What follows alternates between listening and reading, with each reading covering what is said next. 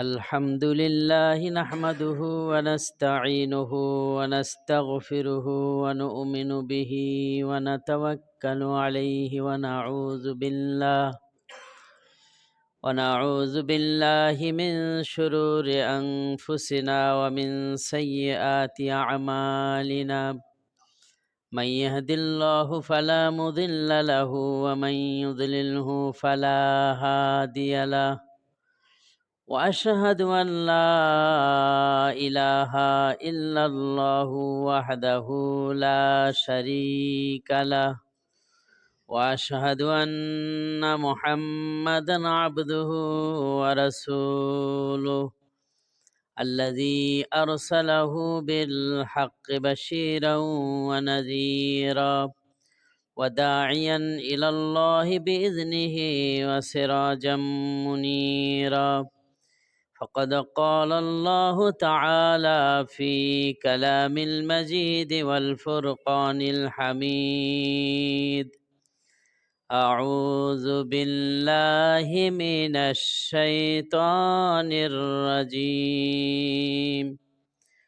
بسم الله الرحمن الرحيم. قل لعبادي الذين آمنوا يقيموا الصلاة وينفقوا مما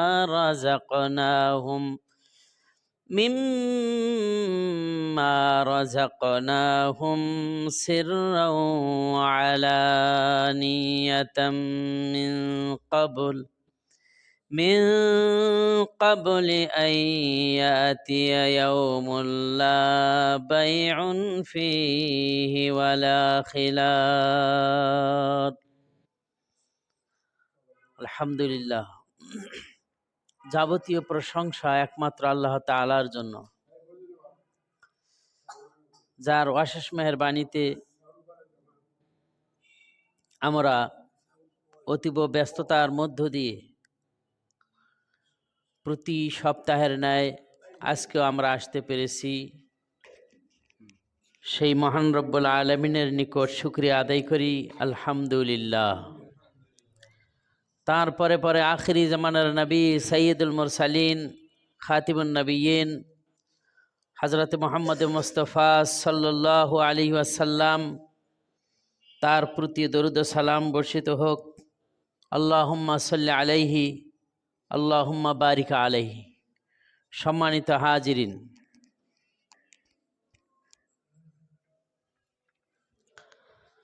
সূরা আল ইব্রাহিমের 31 নং আয়াতের ব্যাখ্যা চলে আসছে ইনশাআল্লাহ। গত সপ্তাহে এই আয়াতের উপর আলোচনা করেছি।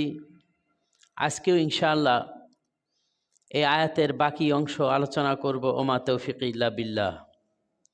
আল্লাহ রাব্বুল আলামিন আমাদের সকলকেই সঠিকভাবে মনোযোগ সহকারে শুনে তদনুযায়ী আমল করার তৌফিক আল্লাহ দান করুন, আমিন। আল্লাহ রাব্বুল আলামিন তিনি মানব জাতিকে সৃষ্টি করেছেন একমাত্র তার ইবাদত, তার বন্দিগি, তার দাসত্ব, তার গোলামি করার জন্য। আল্লাহ রাব্বুল আলামিন আমাদেরকে সৃষ্টি করার পরে তিনি কি কোনোদিন আমাদের কাছ থেকে কোনো রিজিক চেয়েছেন? না, তিনি আমাদেরকে রিজিক দিয়ে থাকেন। শুধু তার চাওয়া, তার পাওয়া এটাই আমাদের কাছ থেকে যে আমরা যেন তার সাথে শরিক না করি এবং সর্বাবস্থায় তাকে স্মরণ করি, তার আনুগত্য করি। দৈহিকভাবে, আর্থিকভাবে, সর্বাবস্থায় আমরা যেন আল্লাহ তাআলার আনুগত্য করি। এই জন্যই আল্লাহ পাক আমাদেরকে সৃষ্টি করেছেন। আল্লাহ পাক তিনি কোরআনে কারীমের মধ্যে ঘোষণা করেছেন, ওয়ামা খালাকতুল জিন্না ওয়াল ইনসা ইল্লা লিয়াবুদুন। আমি মানব জাতি এবং জিন জাতিকে সৃষ্টি করেছি একমাত্র আমার আনুগত্যের জন্য, আমার দাসত্বের জন্য, গোলামির জন্য। আল্লাহ রাব্বুল আলামিনের গোলামি করার অন্যতম মাধ্যম হলো সালাত। এই সালাতের মাধ্যমে আল্লাহ তাআলার অতীব নিকটবর্তী হওয়া যায়। আমরা প্রত্যেক ওয়াক্তে আমাদের মুখকে ঘুরাই আল্লাহ তাআলার দিকে। কার দিকে? আল্লাহ রাব্বুল আলামিনের দিকে আমাদের মুখকে ঘুরাই এবং আমরা সেজদায় অবনত হই, রুকু করি বিনয়তার সাথে, সেজদা করি। তা আমাদের মস্তক আমরা অবনত করি আল্লাহ তাআলার সামনে, এমনভাবে ইবাদত করবে যেন আল্লাহ তাআলাকে আমরা দেখতেছি। এইটা যদি তোমাদের অন্তরে না আসে তাহলে মনে করো যে আল্লাহ তাআলা তোমাদেরকে দেখতেছেন। এটা হলো ইহসান। এটা হলো কি? ইহসান। সালাতের মাধ্যমে আমরা আল্লাহ তাআলার অতীব নিকটবর্তী হয়ে যাই। আল্লাহ রাব্বুল আলামিনের নিকটবর্তী হতে হলে ওয়াসজুদ ওয়াকতারিব, সেজদা করো এবং তার নিকটবর্তী হয়ে যাও। তাহলে সেজদার মাধ্যমে আমরা আল্লাহ তাআলার অতীব নিকটবর্তী হয়ে যাই। রাসূল সাল্লাল্লাহু আলাইহি ওয়াসাল্লাম তিনি বলেছেন, আনতা আবুদাল্লাহা কাআন্নাকা তারাহু, আনতা আবুদাল্লাহা কাআন্নাকা তারাহু ফাইন লাম তাকুন তারাহু ফাইন্নাহু ইয়ারাকা। এমনভাবে তোমরা আল্লাহ তাআলার আনুগত্য করো, এমনভাবে আল্লাহর দাসত্ব করো, গোলামি করো যেন তোমরা আল্লাহ তাআলাকে দেখতেছো। যদি এই অনুভূতি তোমাদের মধ্যে না আসে তাহলে তখন মনে করো যে আল্লাহ রাব্বুল আলামিন তোমাদেরকে দেখতেছে। তাহলে আল্লাহ তাআলা আমাদের সর্বাবস্থায় তিনি দেখেন, ঠিক কিনা কোন? আমরা আল্লাহর চোখে কি ফাঁকি দিতে পারবো কখনো? আল্লাহ রাব্বুল আলামিন তিনি বলছেন, ইয়ালামু খাইনাতাল আয়ুনি ওয়া মা তুখফিস সুদূর। ও বান্দা, তোমরা চোখে কি দেখো আর অন্তরে কি গোপন করো, সব আল্লাহ পাক তিনি জানেন, তার কাছে কোনো গোপন নাই। সুবহানাল্লাহি ওয়া হামদিহি। আমরা সেই আল্লাহ তাআলার আনুগত্য করব, দাসত্ব করব, গোলামি করব।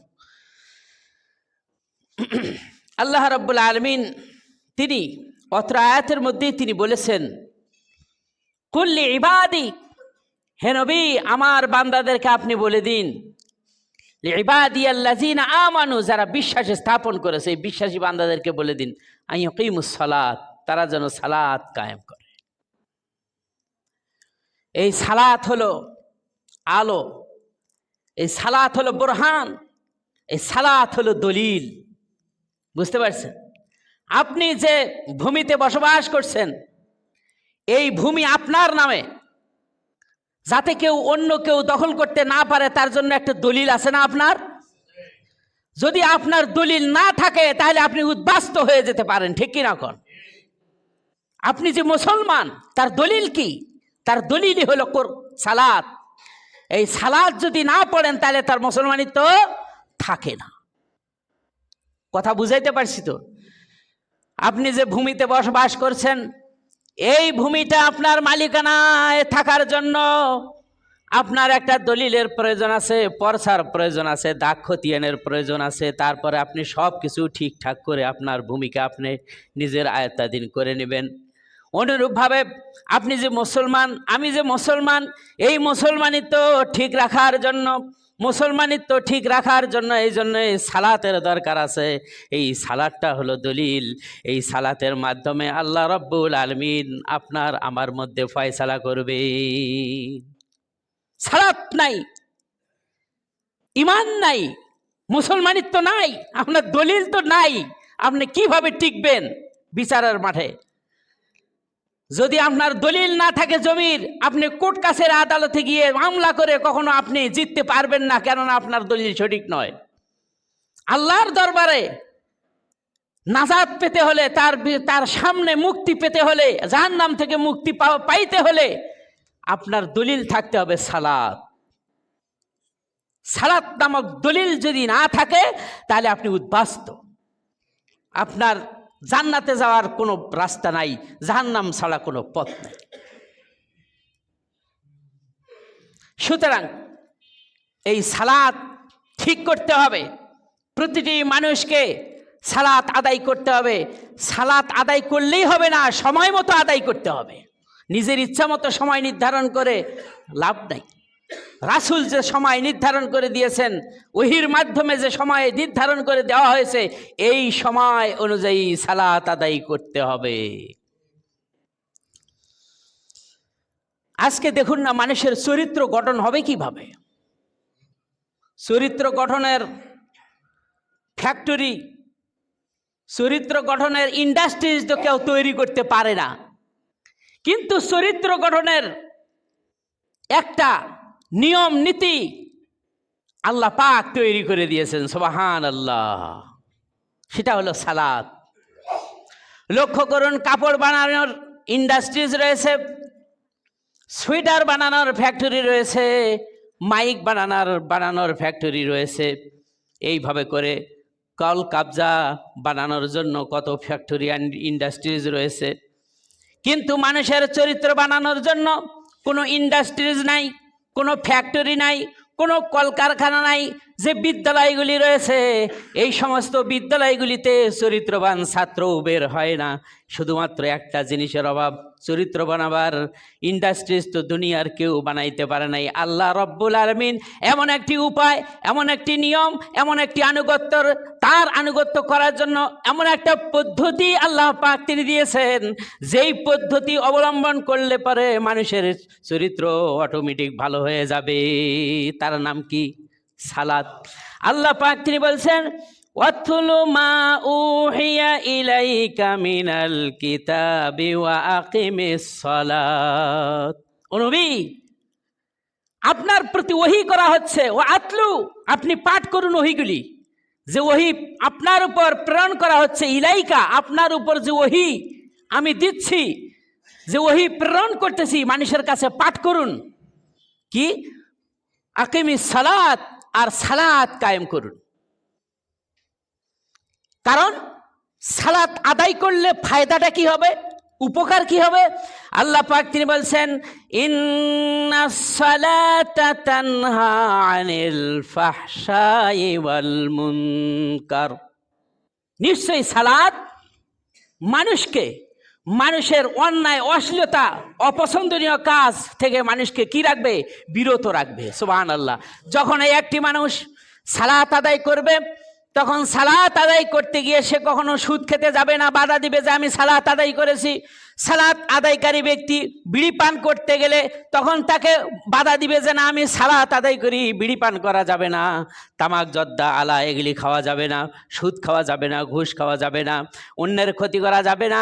তো তারপরে জেনা, ব্যভিচার, চুরি, ডাকাতি, সন্ত্রাসী, এগুলির কোনোটির কাছে যাওয়া যাবে না। যখন এই সালাত আদায়কারী এগুলির দিকে ধাবিত হতে যাবে, সালাত তখনই সঙ্গে সঙ্গে তাকে বাধা প্রদান করবে, আর অটোমেটিকভাবে সে চরিত্রবান হয়ে যাবে। এই হলো সালাত। সালাত আদায় করলেই চরিত্র ঠিক হয়ে যাবে। দেখা গেছে অনেকেই প্রশ্ন করে যে সালাত আদায় করে, তারপরেও তো বিড়ি পান করে, তারপরেও তো চুরি করে। আমি বলি ওটা সালাত নয়, ওটা মানুষ দেখানোর উদ্দেশ্যে সালাত আদায় করে, আসলে আল্লাহকে সন্তুষ্টির জন্য নয়। ও সালাত নয়, ও সালাত হয় না। সুতরাং সালাতের মাধ্যমে মানুষের চরিত্র গঠন হওয়া সম্ভব, অন্যথায় আর কোনো উপায় নাই। কলেজ ইউনিভার্সিটির ছাত্ররা যদি সালাত আদায় করতো বা জামাত, তাহলে সেখান থেকে আর গুন্ডা আর সন্ত্রাস বের হতো না। আল্লাহ আমাদের সকলের প্রতি রহম করুন, সকলে বলি আমিন। একটা মানুষ দুনিয়াতে চলতে গেলে তার একটা সঙ্গী সাথীর দরকার আছে কিনা কোন?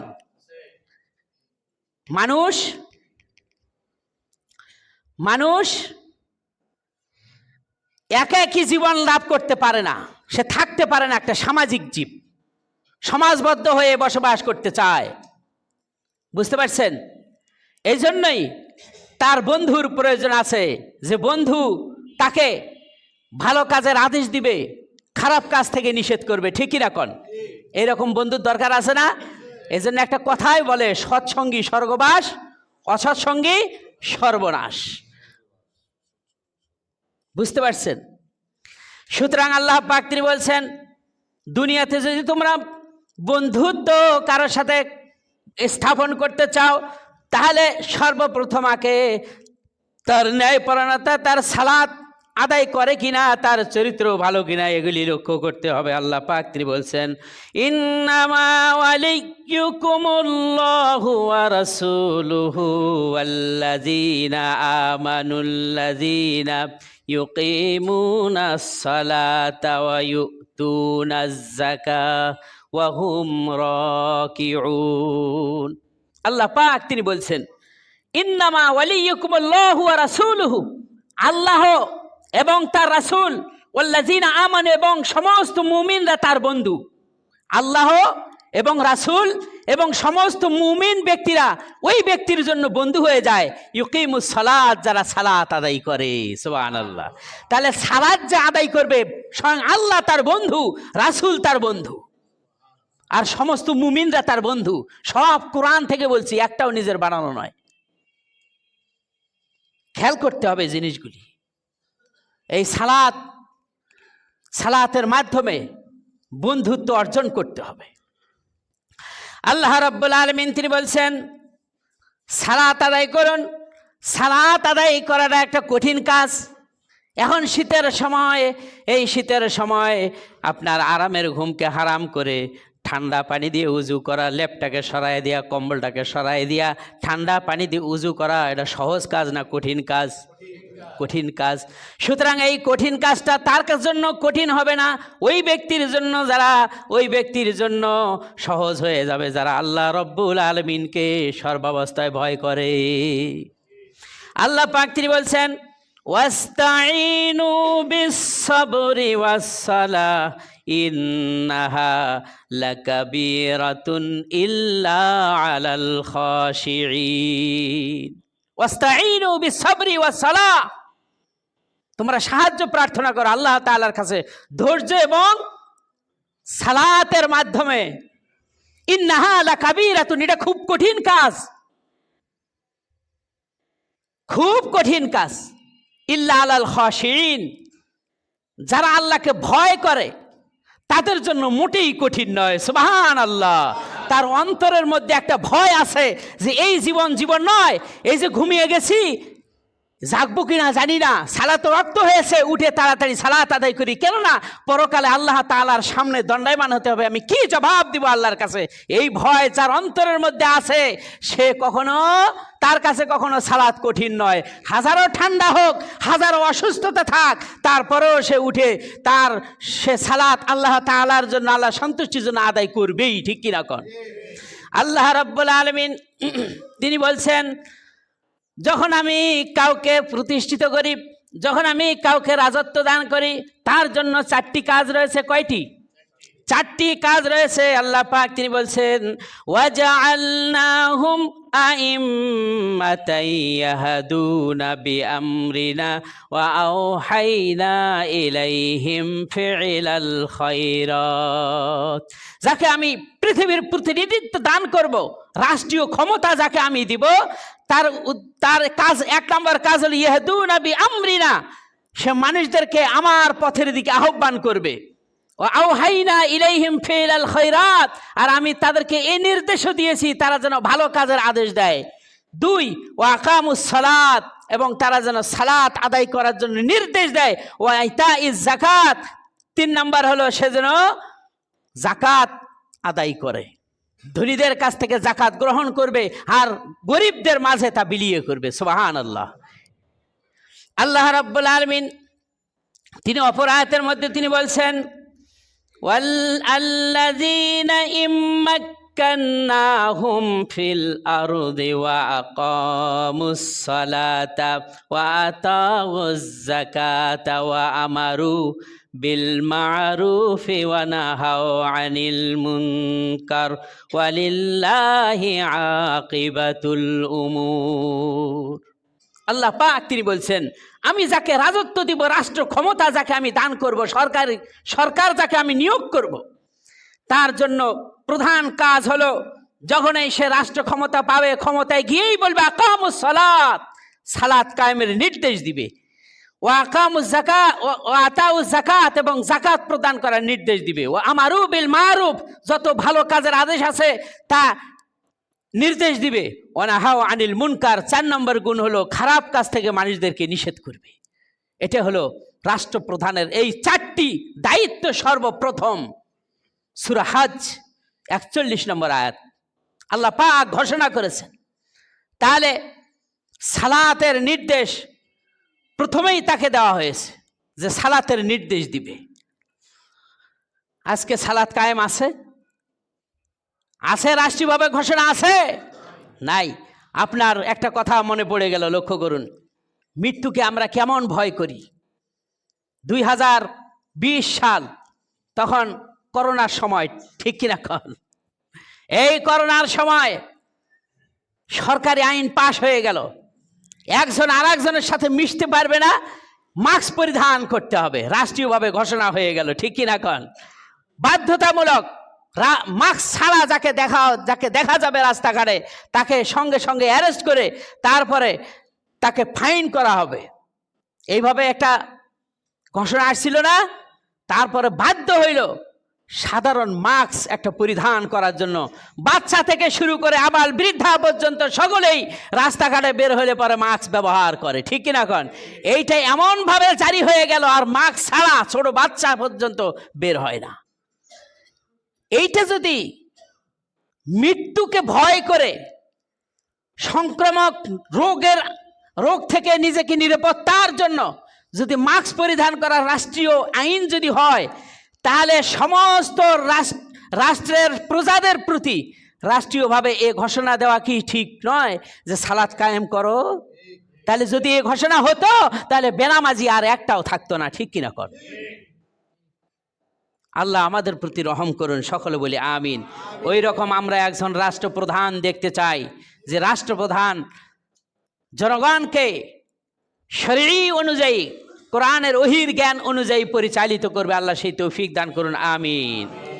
আল্লাহ পাক তিনি বলছেন, সালাত কায়েম করা বা সালাত আদায় করা, এটা আল্লাহ তাআলার সামনে দণ্ডায়মান হওয়ার যে ভয় করে, তার কাছে মোটেই কঠিন নয়। কঠিন হলো মুনাফিকের কাছে, ঠিক কিনা কন? আল্লাহ রাব্বুল আলামিন তিনি বলছেন, মুনাফিকরা কখনো কোনো ওয়াক্তের সালাত আদায় করে, আবার আর এক ওয়াক্ত অবহেলা করে, সময়টা নষ্ট করে দেয়, টিভি সিনেমার সামনে দাঁড়িয়ে সময় নষ্ট করে, এইভাবে করে সালাত কায়েম করে না, বা মাঝে মাঝে আদায় করে, মাঝে মাঝে ছেড়ে দেয়। আজকে জুমার দিন দেখুন না, 5 ওয়াক্ত নামাজি সংখ্যা এখানে কমেই আছে, শুধু জুমার নামাজ পড়তে আসে এমন লোক আছে না? আছে। শুধু কি জুমার দিনেই জুমার নামাজ ফরজ, আর বাকি দিনগুলিতে ফরজ না? অবশ্যই ফরজ। তাহলে আমরা কি করি? আজকে জুমা পড়লাম, আসরের সালাত আদায় করবো কিনা আল্লাহ পাক ভালো জানে, ঠিক কিনা গন? তারপরে মাগরিব, এরপর এশা, হেলে ধুলে সময় নষ্ট করে কাটিয়ে দেয়। আহা, মুনাফিক। এগুলি মুনাফিকের লক্ষণ।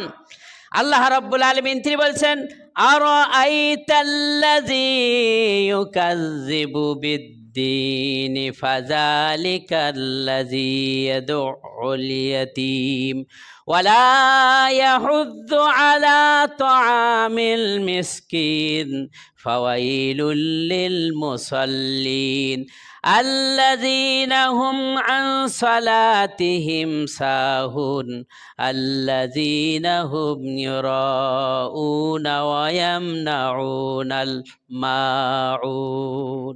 আল্লাহ পাক তিনি বলছেন, আরাআইতাল্লাযী ইউকাযযিবু বিদ্দীন, হে নবী আপনি কি তাদেরকে লক্ষ্য করেন নাই, তাদেরকে কি দেখেন নাই, কারা দিনকে অস্বীকার করে? দিনকে অস্বীকার করে তারা আল্লাযী, যারা ইয়েতিমকে গলা ধাক্কা দিয়ে বের করে দেয়, মিসকিনদেরকে খাদ্য দানে উৎসাহিত করে না, এরা দিনকে অস্বীকার করে। আর ফাওয়াইলুল লিল মুসাল্লিন, ওই সমস্ত নামাজিদের জন্য ওয়েল নামক জাহান্নাম। কথাটা কত মারাত্মক! আমরা এই সূরা তো কম বেশি সকলেই জানি। এই বাচ্চা, আমরা এই সূরা তো কম বেশি সকলেই জানি, কিন্তু কি বলা হচ্ছে সূরার মধ্যে আমরা তা তো খেয়াল করি না। ফাওয়াইলুল লিল মুসাল্লিন, ওই সমস্ত নামাজিদের জন্য ধ্বংস, ওই সমস্ত নামাজিদের জন্য ওয়াইল নামক জাহান্নাম। নামাজ পড়েও জাহান্নামে যাবে কারা? চিন্তা করছেন? এ কথা কার? আল্লাহর। আল্লাযিনা হুম আন সালাতিহিম সাহুন, যারা সালাত আদায় করে কিন্তু সালাতের ব্যাপারে উদাসীন।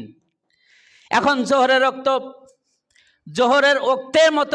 ওক্ত মতো সালাত আদায় করলো না, আসরের সময় জোহর আদায় করলো, আসরের সময় আসর পড়লো না, মাগরিবের সময় আসরের সালাত আদায় করে, মাগরিবে একসাথে পড়ে।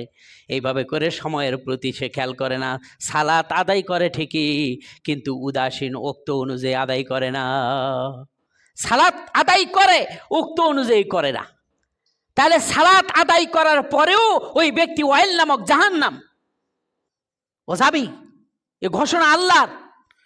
আর আল্লাযীনা হুম ইউরাউন, এবং যারা সালাত আদায় করে মানুষ দেখানোর উদ্দেশ্যে, মাঝে মাঝে পড়ে, জোহরে আসলো, আসরের সময় আসলো না, বা আসরে পড়লো না, মাগরিবে পড়লো না, এশা পড়লো না, ফজরেতে ঘুমের ঘরেই কাটিয়ে গেল, তারপরে আবার ঠান্ডা পানি দিয়ে উজু করবে কেমনে, এই জন্য সালাত আদায় করে না। না পড়লে আর কি হবে, শুক্রবারে তো পড়ি, আবার কেউ শুক্রবারেও পড়ে না, শুধু আপনার দুই ঈদে পড়ে। এই হলো মানুষের মন মানসিকতা। আহা, আল্লাহ বলছেন ফাওয়াইলুল লিল মুসাল্লিন, ওই সমস্ত সালাত আদায়কারীদের জন্য জাহান্নাম, ধ্বংস, ওয়াইল নামক জাহান্নাম, যারা সালাত সম্পর্কে উদাসীন, লোক দেখানোর উদ্দেশ্যে সালাত আদায় করে। আল্লাহ আমাদের সকলকে হেফাজত করুন, সকলে বলি আমিন। তাহলে সালাত আদায় করতে হবে আল্লাহ তাআলার সন্তুষ্টির উদ্দেশ্যে।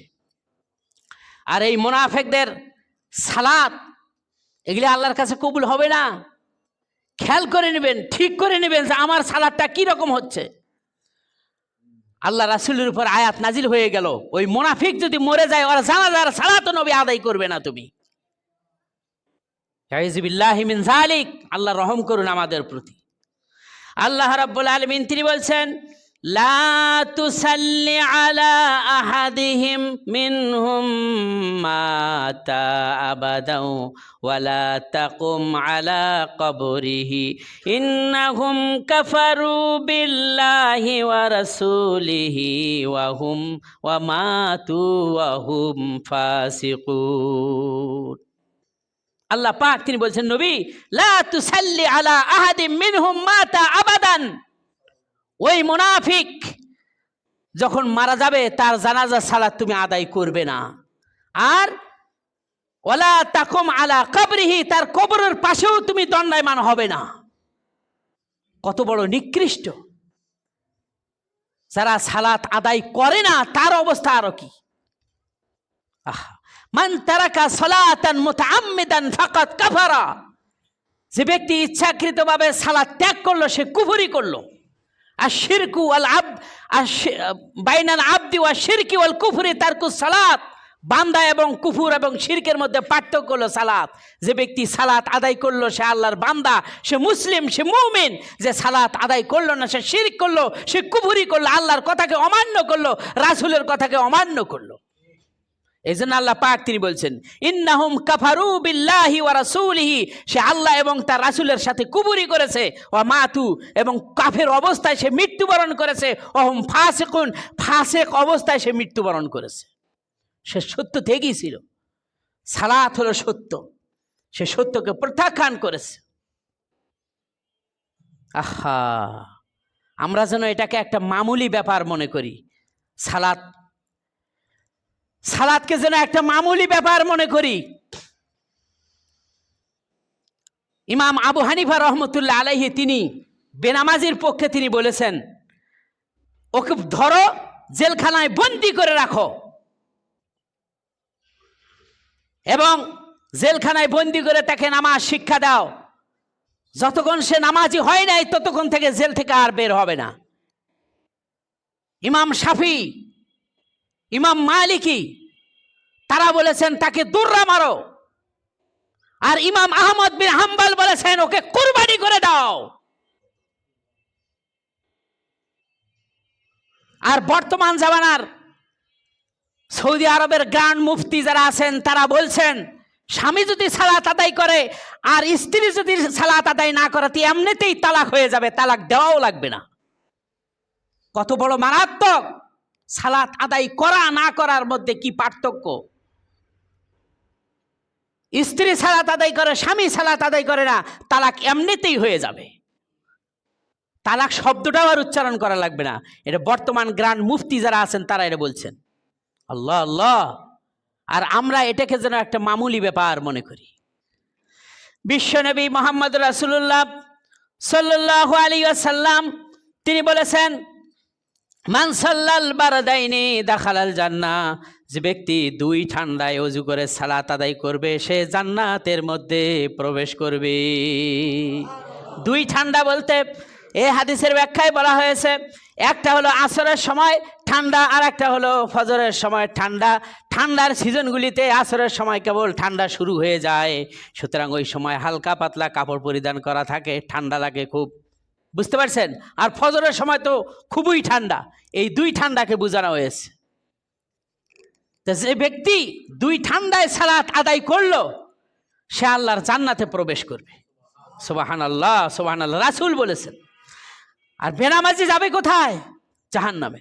আল্লাহ রাব্বুল আলামিন তিনি বলছেন, ফালা সাদ্দাকা ওয়ালা সাল্লা ওয়ালাকিন কাযযাবা ওয়া তাওয়াল্লা।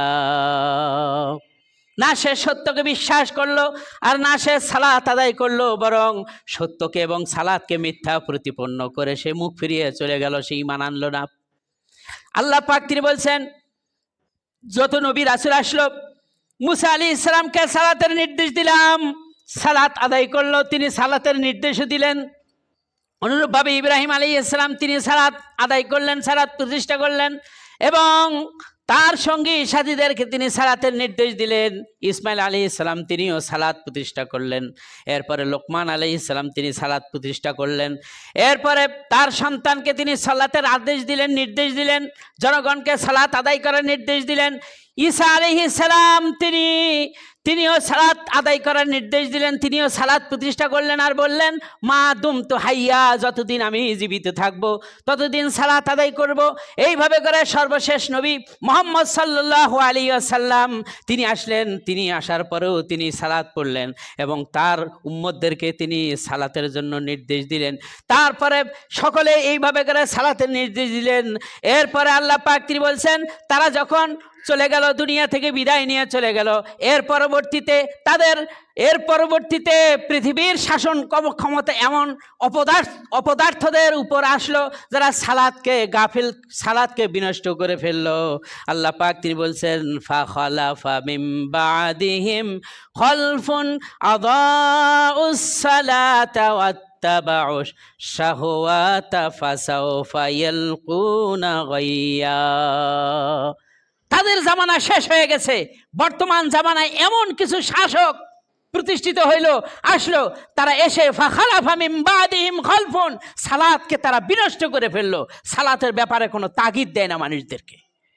আর ওয়াত্তাবাউশ শাহওয়াত, নিজের প্রবৃত্তির অনুসরণ করে, যা ইচ্ছা তাই করব, মনে চাইলে সালাত পড়বো, মনে চাইলে পড়বো না, আপনার কি, আপনার খাই, এরকম কথা বলে কিনা? আহা, এই জন্য বলা হয়েছে ওয়াত্তাবাউশ শাহওয়াত, এরা প্রবৃত্তির অনুসরণ করা শুরু করলো।